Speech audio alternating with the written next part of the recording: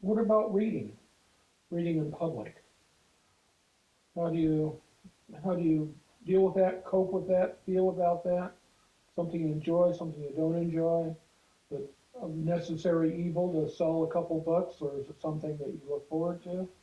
Well, I've read twice, both when I was living in North Carolina, and it was a delightful experience. And uh, I never batted an eye about it.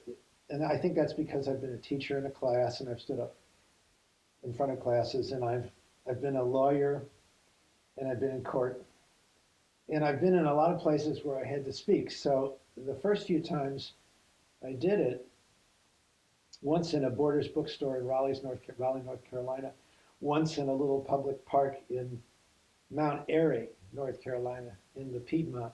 Mount Airy was really in what's the name of Andy Griffith's town in the Mayberry. it's not, you know. So when I started to feel kind of puffed up about, well, I'm reading one of my stories in a public park in a cultured little southern town where all of the literati were gathered to hear my story and other people's stories. My then wife reminded me on the way out of town that all of the all the trappings of the tourist town, that it was really Mayberry, and I shouldn't think too much of myself, which was great. But I really liked it now. But when I think about doing it now, I'm surprisingly a little bit shy about it. I know though that if I pick a story that I like and I go to a reading, I'm going to be okay.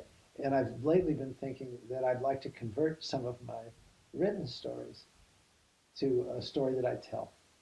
And so I've been thinking about that too. So it's on my mind to do that, but and it'll happen someday, but I don't think it's going to happen right away.